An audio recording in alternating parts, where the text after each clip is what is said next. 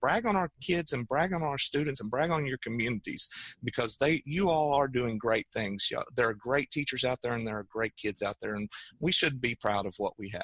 On today's show, we've got special guest Arkansas State Computer Science Curriculum Coordinator Anthony Owen, plus a new featured Artist of the Week. We have music from Gooseneck. We'll have the Google Tip of the Week and more, all coming up next. EduTech Guys Radio, radio.edutechguys.com. The opinions expressed on the site and its programs are those of participants and not intended to and do not necessarily reflect the opinions of any specific educational entity, sponsor, company, state, or government agency. Hello and welcome to EduTech Guys Radio, brought to you by the Southwest Arkansas Education Cooperative and Hope Public Schools, both in Hope, Arkansas. How you doing out there? I am David Henderson. And I'm Jeff Madlock. There you go, the Mad Dog, Madlock. We can hear you in the background. It's my heavy panting. That's what warned me my wife. Oh, it's going to be another one of those shows, ladies and gentlemen. No, it's not. It's going to be a good show. Not. Hey, thank you guys so much for listening to us. If you want to reach out and get in touch with us, you can jump over to www.edutechguys.com, scroll down to the bottom of the page, and submit an entry there if you'd like. Just fill out the form. However, it's much quicker, especially during the show, to reach out to us on Twitter. You can reach to us at EduTechGuys. You can also use hashtag ETGChat. We'll be following that. We've got the good doc, and he is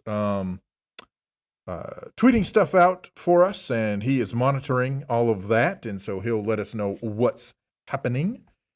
So, what's happening? And all that good stuff. Follow us on Facebook at facebook.com/EduTechGuys. We're on Instagram and Voxaloxa, whatever that is. Anyway, if you Google EduTech Guys, you'll find it. That's us. You will find us on the web. On the web. That's the way it goes down. Yeah, so check it out. Today, we're going to be talking about several things. One, of course, we got the interview with Anthony Owen, and we'll get into that here in just a little bit. In case you weren't aware, today the president had his Computer Science for All Summit, and that was actually live streamed from the White House. It's currently archived, and I believe you can actually go to the archive, which is whitehouse.gov/videos. We'll tweet that out to you, and you can find the conference. It was about 2 hours long, and it was very cool. They had a lot of different people talking about computer science in public education. They talked about things like in North Carolina, they have this really cool thing, Daddy-Daughter Coding Nights. They had a group of Girl Scouts there, and they were talking about their coding initiatives, and the Girl Scouts actually have badges that they can earn in all kinds, not just coding, but in all kinds of I think the Boy Scouts STEM. do too, don't they? I would assume. Yeah. I would assume. Yeah, but, there's a lot of STEM out there too. Yeah, it was very, very cool. Yeah, and they had at one point they actually had a panel that had several folks, and they were talking about computer science and education, and the panel was made up of educators, administrators. There was a student on the panel. It was very cool. That's really cool. Yeah, it is definitely worth watching. If you did not get to see it live, jump out to whitehouse.gov/videos. You want to check that out after this show, because you don't want to leave us. We are keeping you entertained. We're keeping things rolling. That's what we do. No, there was a lot of cool things. We actually tweeted out a little earlier some of the other stuff going on. And of course, now it has escaped my brain. I'll have to go back and look. But there is a kit that you can actually download for free, and it will help you create a coding night for your elementary school. It's a parent coding night. And so essentially the way it works is you set up the coding night, which is basically, you set up a bunch of devices where parents and students work together and they go through the hour of code. What's one of the things that the person that was presenting it said was that the really cool thing is when students who have already gone through the hour of code, they become the code like helpers or the code facilitators. And so you have these elementary students who are going around and helping the adults with their with the facilitating code. the whole class. Yeah. That's so really cool. Very, very cool. It was great stuff. What did STEM or STEAM come up in any of this? Was it part of the throughout topic? the whole day? Oh yeah. We know our good friend Ginger Lumen. She posted a great question today on Facebook, and she said, "Hey friends, I have a quick favor to ask of you. Give me your top reason or reasons as to why STEM." I think that's a really interesting topic. I think now that we're getting into this compartmentalized idea of technology and engineering and mathematics and science, we really need to start to compartmentalize that and say, why STEM?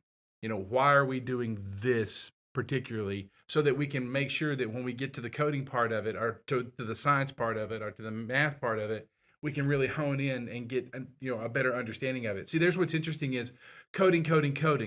Coding what? Right.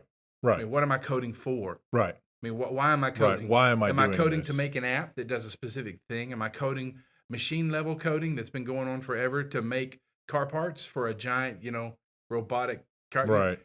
So I was wondering if STEAM and STEM. So now see these things can all three start coming together: STEAM, STEM, and they're trying to make computer science like a whole nother deal. It seems like to me. Right. Am I right? Am I yeah. kind of getting that? It's a big push for, and we mistakenly often use computer science curriculum and computer science standards interchangeably with coding. That's not how any of this works. That's not how it's supposed to work, right? Computer science is a big umbrella. It covers a lot of topics under that computer science umbrella.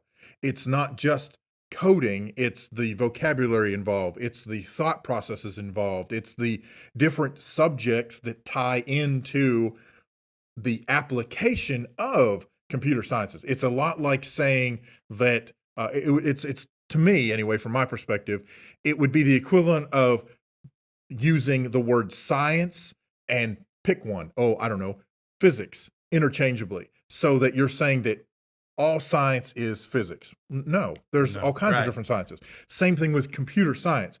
Computer science is a big umbrella. Coding is part of that. Not all computer science is coding, right? So I think that's where some of that comes into play. And I think that's where you get into things like STEM and STEAM, and now isn't there I can't remember now. Like now there's a stream or a steamer or something. I can't remember what the R stands for. But anyway, they keep adding letters. I don't know. I used to just spell it SCHOOL, but maybe that was just me. Well, what's really cool about this whole thing is that Arkansas has been on the forefront of computer science. Yes, and we were actually mentioned in the program. We're ahead of the curve. Yes. We learned that from the governor a few weeks ago when we had the opportunity to interview him when he was doing his tour, pushing computer science in Arkansas. Arkansas kids can code. And luckily, that's segueing into exactly where we are today. And we are very lucky to be working with and having the opportunity to interview some top key people in our local government here in Arkansas. Exactly. And today we happen to have on the show. Yeah, we've got Anthony Owen. He is the computer science curriculum coordinator for the state, working at the Arkansas Department of Education. And he had a lot to say about computer science and where the state is trying to go. So he came in on Friday, and we did a quick interview. As I came in, he came in over on the line. So he came in on the line and did an interview for us. And so I guess we can jump right into that right now. So here is the interview that we had with Anthony Owen. Anthony Owen, Arkansas State Coordinator of Computer Science for the Department of Education. Welcome to the show. Tell us a little bit about yourself and what you do and that kind of good stuff. Well, thank you for having me on the show. It's a great opportunity, and always look forward to reaching out and just speaking to the people of Arkansas, and especially the areas that have great schools like your area does with Spring Hill, and just look forward to talking about computer science. I am Anthony Owen. I am the governor's coordinator of computer science education for the state, and pretty much if it deals with computer science in our state, then it is going through my office, and we're just making sure that we're keeping his vision in the forefront, and that we're keeping students, Arkansas students, ahead of the rest of the nation in opportunities and just the ability to have a comprehensive computer science education. Well, that's awesome. You know, and as much as the governor's pushing it, your office has got to be hopping right now, because that's a big deal in Arkansas right now, is our push with computer science. It is, and there is not a day that I come to the office and am bored. I'll simply say that's awesome. That makes for a happy job. It does. I love what I do, and it's always a great opportunity to be able to be the forefront or the point person for something that is so important to the governor of the state and so important to our students, because it provides me with a lot of opportunities to engage in creative and innovative things like our computer science coding contest that he announced earlier this week. Yeah, well, I'll tell you what, since you brought that up right here at the front, let's jump into that, because that sounds very, very cool. The opportunity that students are going to have with this contest. Well, yes, and it's actually one of 3 large promotional events. 2 have been announced. 1 will be coming soon. But it's really the one that I am most proud of, and probably have put the most work into over the past few months.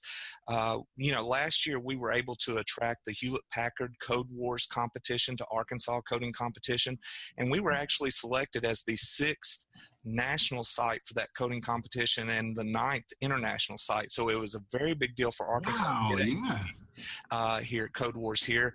But I walked away from that event with a great respect for our students and the ability of our students, but also walked away a little sad because it was limited to a set number of teams, and we have such great competitors and such great students around the state that I walked away with this dream that I wanted every school to be able to have representation in a statewide competition.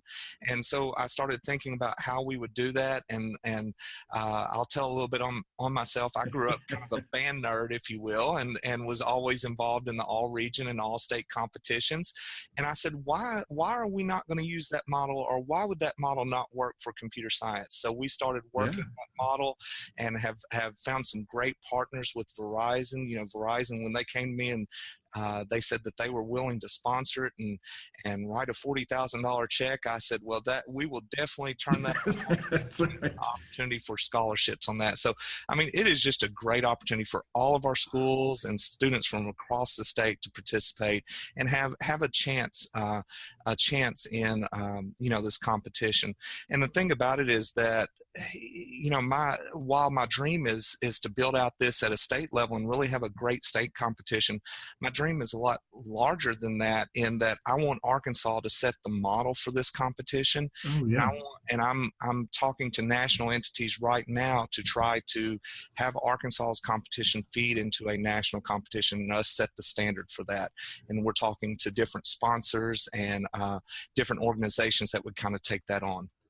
Wow, that is very You hit right at my alley. I am a former band director. I was a band director for a long here at Hope. So, Right. But it's really interesting what you're talking about, is that model that you're talking about creating this that way. That's going to help to evolve computer science standards for us.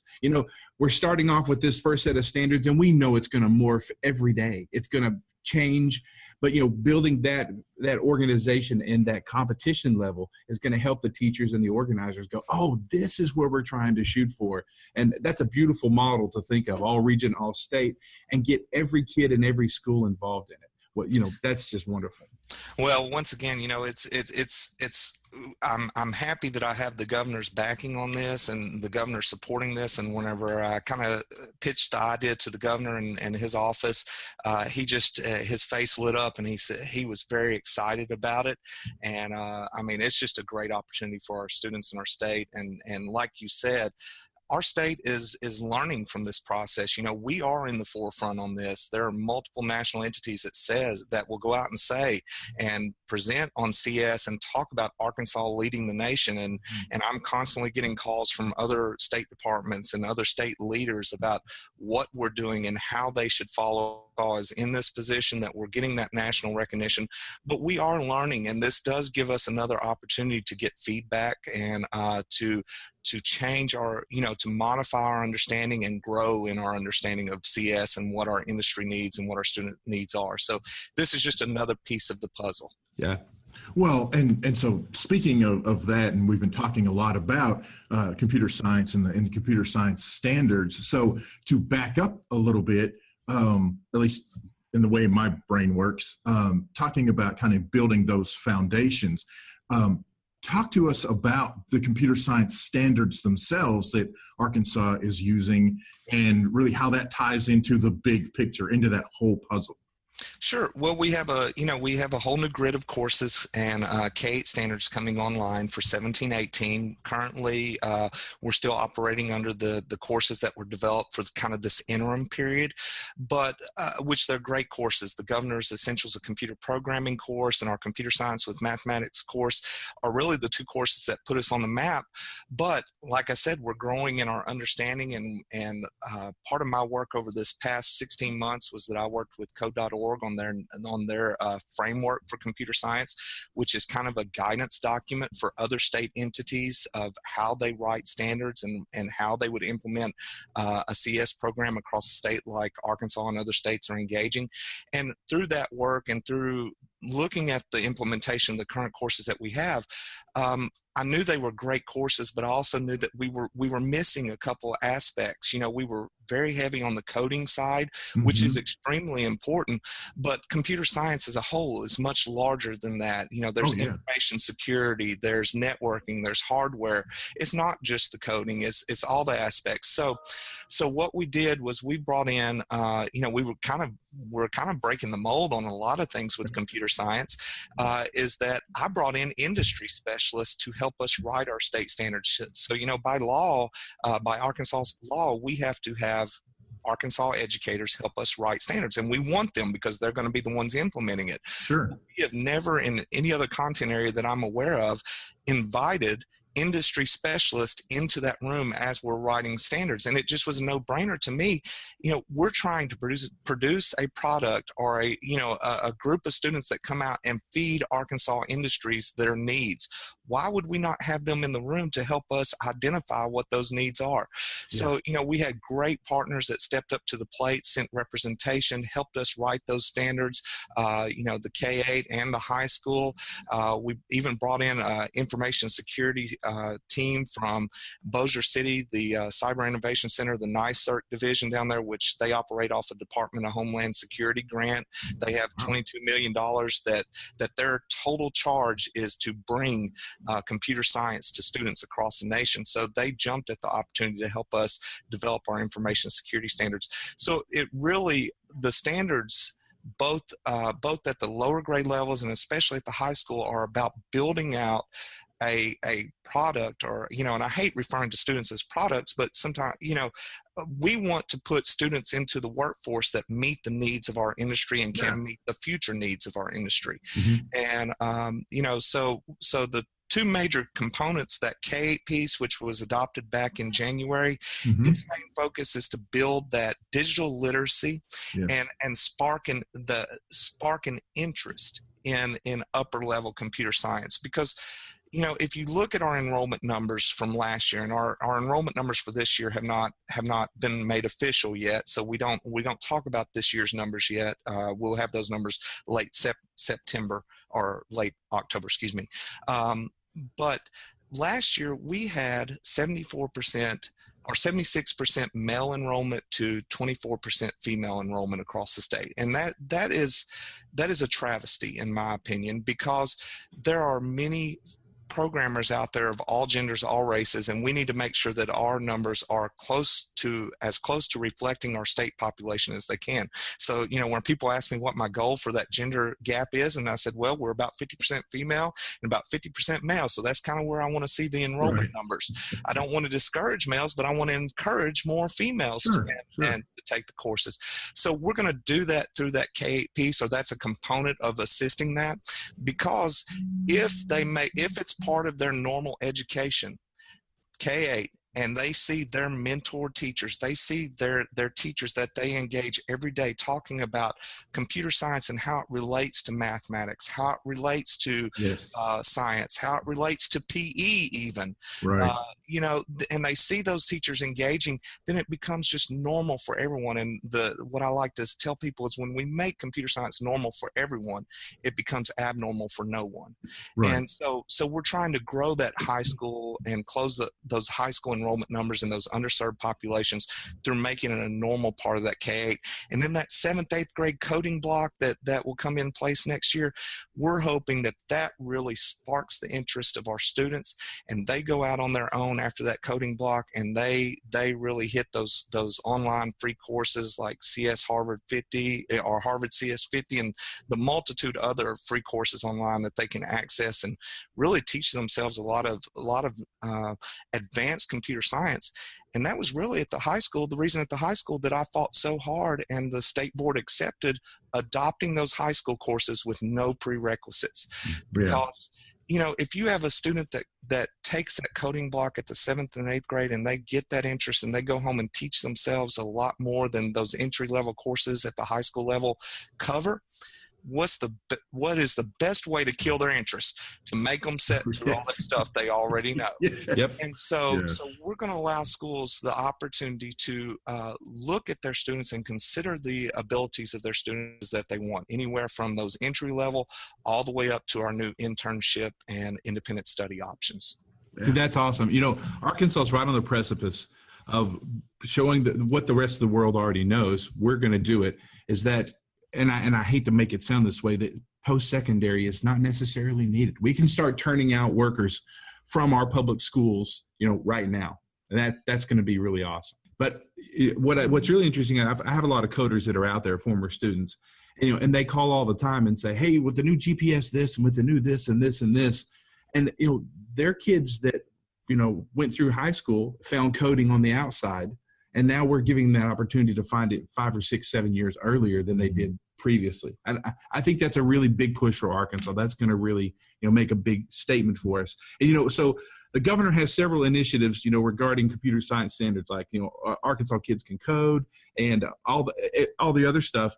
How do you see ADE help bolstering those initiatives, and what's it doing that is in line with those initiatives, you know, inside, you know, and outside of them, basically, you know, independent of them, like not necessarily with the governor, but doing it just with the ADE besides everything, besides the contest? Well, you know, the great thing about this initiative is that the governor whenever, you know, he established this initiative, he went to ADE leadership and he said, I want somebody housed within ADE who will be my point person for this. He's going to be housed at ADE, but I want him to coordinate the efforts across the state. And that's why my title is Coordinator of Computer Science. So I engage with, you know, Arkansas Department of Higher Education, Arkansas Department of Career Education, national entities, workforce, the Computer Science Task Force. So really ADE, or my office within ADE, is really kind of helping the governor drive his vision across multiple agencies through that coordination and through those efforts. So, you know, ADE's actual responsibility in this is the development of standards and the support of teachers and local education authorities. But because of this unique position, we are helping kind of guide everyone to this common, or through this common vision that the governor has, which is really unique, and another great thing that the governor, with his foresight in this, he said, I need one point person that's actually on the ground that can help facilitate this work. So, I just kudos to him in being able to see that sometimes we need that one person who kind of coordinates all those efforts to cut through some of that red tape. Yeah, that's absolutely. the reason we're able to move so much, to be quite honest. Well, and I think you just, frankly, I think you just had said a key phrase, to be able to cut through the red tape, because the governor's behind it, and because he has, because you're in the position you're in, working so closely with this initiative and working with the governor and the other stakeholders involved, you're able to innovate and move a lot quicker than the traditional method of how things progress, frankly, especially in education. So I think it's awesome. I really do. I think it's phenomenal. Yeah. I did. You touched on one of the things that really kind of piques my interest. Computer science and coding is great and definitely needed for a lot of the jobs that are coming to Arkansas, that are already in Arkansas. You have employers who are looking for folks who can code and who are well versed in computer science.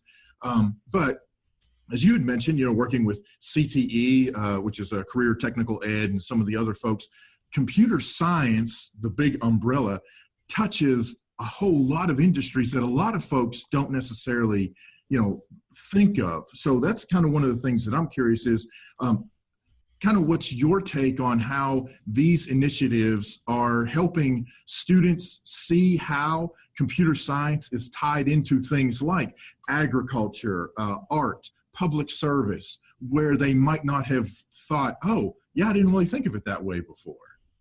Well, you're exactly right. Computer science right now already touches almost any industry out there. And by the time my two sons who are in grade school and they graduate high school, there's not going to be an industry out there that computer science somehow is not involved in. That is true. And really that is part of those K standards and really that requirement that every school offer that high school course, at least one set of those high school courses, is that we know not every student's going to be a programmer. We want every student to have that opportunity. Sure. But we know not every student's going to come out and go into the programming field. But we want our students in Arkansas to have enough knowledge about computer science that they understand why computers work the way they do, or why certain apps on their iPhone. And the thing about it is that they may not become professional programmers, but they may pick up enough knowledge that they can take one of the easy programming systems for apps, for example, and they know of a unique need that is out there, and they can create an app even with basic knowledge that they can then put on the Apple iOS store or the Android store, and create something that somebody else hasn't seen, but there is a need for. And that is really our hope, that we don't want our students just to be consumers of technology. We want our students to also be producers of technology that others can use and that we can use in the state. And it's also the informational security part is just crucial as we move forward, as a nation, as a state. Information security is just, it crops up in the news every day. I don't have to go into that. But our students need to understand what it means to keep their online personas secure and their online information secure, especially as they go out to work for these different companies, that there are certain things that there's a reason that we have password resets. There's a reason that our password shouldn't be password. There are reasons for this, and we want them aware of that. That's part of being a good digital citizen, and just helps us keep our information secure as a state and a nation. Yeah, you're exactly right. And it's funny, the workflow and the processes of computer science help students in so many other areas besides computer science. When they can get into that and understand how workflow happens and how the processes go about, and maybe they learn a little JavaScript or a little Python, they can still go to work for a company and be the social media director. But it's always good when you walk in to know the Scrum desk is working this way, and here's the workflow of the business. Hey, I did that in the 10th grade. I understand workflow. I think this is going to be far reaching for Arkansas, and it's going to help us increase our test scores, increase everything across the board. I think we'll see our students benefit greatly from it. When you get down to the meat and potatoes, so to say, of computer science, it is problem solving. It is analytical thinking. Yep. And we have a generation of students coming through our educational systems right now that are digiphiles. You know, I considered myself a digiphile growing up, that I always had, even though I grew up in a relatively poor family, my parents always saw the need of me having a computer, starting back with a Trash 80 model. Trash 80, yeah. Oh, yeah. So the computer people out there will get that joke. But anyway, you know, they saw the benefit, and by having access to that, it has allowed me so many great opportunities. I'm not a programmer. Can I program? Yes, but that's not how I make my living now. But by having that knowledge, it set me up to have a good position and the ability to help others. And that's really, you know, that's what we really want. But it comes down to that problem solving ability, those problem solving skills. And with this generation of students that are so connected to technology already, why don't we develop those problem solving skills through something that they find interesting and applicable to their everyday lives? And that's a big portion of computer science. Exactly. Exactly. Yep, we Man, agree. That I think is a perfect way to wrap things up. I mean, seriously, that's perfect. You're a busy man. We don't want to keep you online too long. Anything else you want to share with us before we go? What's happening? What's the next big thing happening in the next few weeks, few months? Well, I don't want to give too much out. You know, we have a lot in the fire, but I will simply say that the first two promotional announcements have kind of been focused on the high school. And I get a lot of questions about, well, what about the elementary and the middle school? Right. So a little teaser, just hold off. We're coming to yours toward the end of this first semester. So Awesome. we want our elementary schools and our middle schools to have access to some of our promotional activities, and we want to hear about the great things that are happening out there across the state. So, you know, I'm on Twitter, and I follow the hashtag #ARKidsCanCode hashtag. Yeah. So if you have great pictures of things going on in the state, you know, anything from Boy Scouts doing cyber chip, you know, in those events, or Girl Scouts doing their cyber stuff, training, to in school, in classrooms, to community events. Mark that hashtag and send it out. And, you know, lots of times we'll get the agency to retweet it, or I'll at least retweet it. And we have national people that follow that hashtag also. And I've seen a lot of stuff out of Arkansas being retweeted nationally. So we are getting attention. So brag on our kids, and brag on our students, and brag on your communities, because you all are doing great things. There are great teachers out there, and there are great kids out there, and we should be proud of what we have. Here. Awesome. I agree. Hey, well, thank you once again. If the EduTech guys can ever do anything for you, holler at us. We're right here for when you need us, and we'll put the word out. That's what Sounds great. Thank y'all so much. We want to thank you one more time for being on the show. Up next, we've got music from a new featured artist. This is Gooseneck. Their new EP is called Wild Goose Chase, and this is the first track off that album. Here's Ricochet.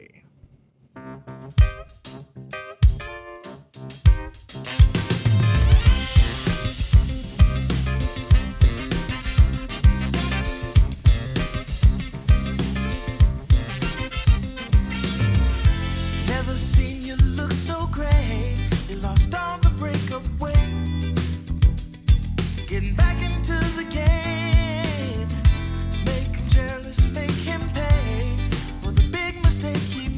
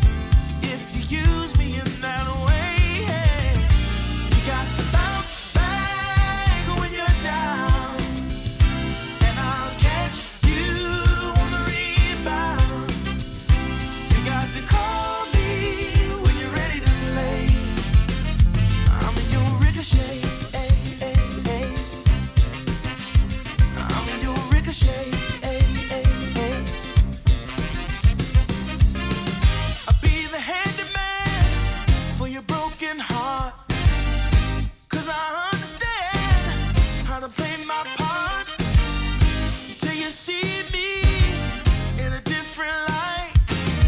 I'm temporarily Mr. Right.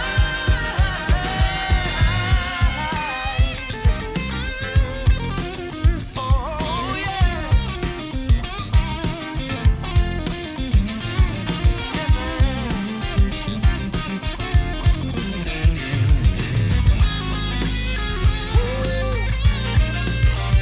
You got to bounce back when you're down, and I'll catch you on the rebound.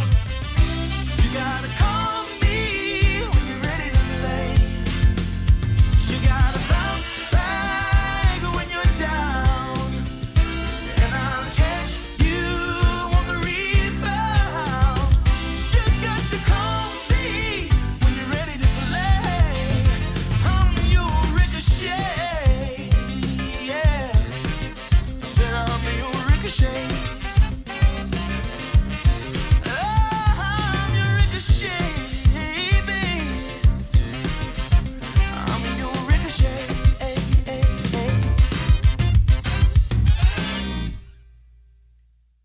Did you know the EduTech Guys provide professional development and training to your teachers and students?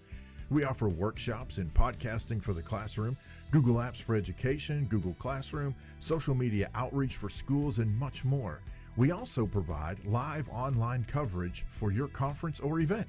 We'll sit down with presenters, attendees, selected vendors, and your key conference personnel live during the conference or event to provide man-on-the-street interviews and insights each day. Want to know more? Reach out to us on Twitter at EduTechGuys. Head over to edutechguys.com and fill out the contact form on the front page, or you can call us at 870-729-1414. Thanks for listening, and we'll see you soon. Hey, welcome back. Wonderful show today. We're really glad and really thankful to have Anthony Owens on today. Want to thank you for his time, and he was a wonderful guest, and he really brought to light some of the stuff that's happening with computer science here in Arkansas, which I would like to say, I'm proud to say, we're on the forefront of that. We're really cutting edge on that. Yeah, absolutely. Making things happen. Hey, listen, you can catch us online at www.edutechguys.com. Catch us on Facebook, EduTech Guys. Twitter, EduTech Guys. Instagram, EduTech Guys. Just look up EduTech Guys on Google. You'll find us. We're out there. We're out there waiting. Only the shadow. Or the EduTech Guys. Hey, listen. That's going to be a spin-off show. We'll do like old-time radio stuff. Is it going to be a spin-off show? Why not? Who knows? You never know with us. You never know. Hey, well, want to thank that was Gooseneck with Ricochet. David found that group. They found him, and they found us. And Well, actually, Mark Aubrey, who is one of our regular listeners, connected me up with those guys, and we reached out to them, and they were like, yeah, that sounds great. So, man, it was awesome. You can find them on Facebook/Gooseneck Music. All one word, Gooseneck Music. Gooseneck Music. Hey, listen, we're going to be out there and about around the world, the place, doing our thing. All around the world, statues crumble. Coming up first for us is the Arkansas Conference of Technology, which is not too far away, really. About a month away, October 19th through the 21st in North Little Rock, Arkansas. We will be there broadcasting live and interviewing everyone that wants to sit in and be interviewed. We'd love to find out your take on all the good stuff and what's going on. Next, SWOW coming up, Schools Without Walls. That will be in Hot Springs, Arkansas, November 6th through 7th. That's a really great one put on by Don Benton and his folks. Lots of big people being there, including us. We're not big people, but we like to think we're big people. I'm kind of a big guy. Are you kind of a big? I'm a big guy. I'm not a big deal, but I'm a big guy. AESA coming up in November the 30th through December 3rd in Savannah, Georgia. We'll be out on the East Coast doing our thing. Yeah. Doing our interviews. Then a big one for us, FETSI, coming up January 24th to the 27th in 2017 in Orlando, Florida. Lots of other stuff on the plate, and we will keep you in the loop as other things happen. Yeah, absolutely. And if you'd like us to come out and cover your event, whether that's a conference or now I can't think of the word I was looking for, but anyway, your event, give us a shout at EduTech Guys. You can also bring us into your district, as you may have heard a little bit earlier. We love to do professional development, and we can cover all kinds of things from general technology integration down to specifics, say podcasting in your classroom, or how your district can use things like podcasting, whether it's live or recorded. We can show you how to tie all of this together with Google Classroom environment or Office 365. We can also talk to you about how you can leverage other social networks and other outreaches such as Vimeo and YouTube. So by all means, feel free to reach out to us. You can head over to edutechguys.com, scroll to the bottom of the homepage, fill out the form, and we will be in touch with you ASAP. ASAP. Yeah. So, listen, you know what time it is? It is that time of day again. Is it already that time? It's already that time. David, what time is it? It's time for Google Tip of the Week. I couldn't remember if I was going to say app or tip, but it's a tip. It's not an app. It's a tip this time. It's a tip. We'll It goes with an app. always say tip. Tip. Okay. So, this last Sunday Tips and taps. was an important milestone for our country to remember. Sure. September 11th. Yeah. Which is forever changed pretty much everyone. It did. It changed the way we look at the history of the United States and how we interact with the world and how the world interacts with us and how we handle things. Now, what's interesting is a lot of our kids weren't alive when that happened, you know? And so we're getting to the point where some of our kids, or whether they were babies, they were tiny. And so trying to teach students about 9/11 and about the memorial is a really big deal. Trying to help them understand, you know, what happened, why it happened, what happened after it, why it changed the United States, why it changed the world. Sure. And luckily for us, Google has an expedition of the 9/11 Memorial Museum, which helps students to, as they put it on their thing, never forget. And it's a really nice one. It's put together. It's all a virtual tour. And Google has put it together. We'll have the link out on Twitter, and we'll also have the link on the website, you know, in the show notes. I'll make sure that they're there. Yeah. But that's our Google Tip of the Week. So if you're looking at it this week, which some of you probably are, if you're teaching social studies or history or U.S. history, you might be looking at 9/11 and how to incorporate that into your class. And sorry we didn't have it the week before, but they actually didn't post it until on the 9th. So we'd already done our show before we knew about this link. Right. So sharing that with you, that is the Google expedition of the 9/11 Memorial Museum. So that is our Google Tip of the Week. Yes. Which, you know, and I realize this is a little slightly off topic, but I mean, it's related, but it's very strange to me to think, 9/11 is, I mean, obviously it's a historical event, but at this point, you know, it's 15 years later, it truly is a historical event. I mean, it is history. It's viewed now by especially younger students, obviously, but you know, it's viewed in the same type of context as Pearl Harbor, as, you know, any other wars, you know, before. Yeah. It's a historical, and it's got a historical context, not just the current or then current cultural context. That's just, man, it's just, it's I don't know. It's incredible to think of how things happen and how things can change. And, you know, for those of us that were around at the time when it happened, I would presume that many of us will probably always remember where we were, what we were doing, what happened, the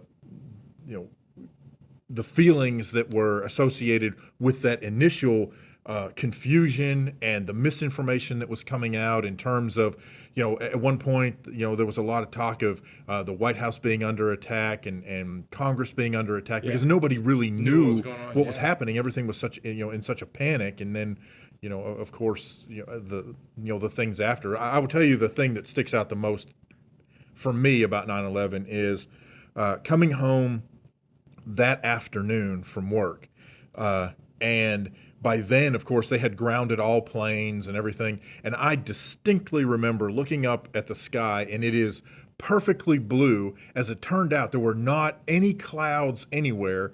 And the thing that stuck out, no contrails. Yeah. right? Because all the planes have been grounded. That's true. So there were no contrails in the sky. It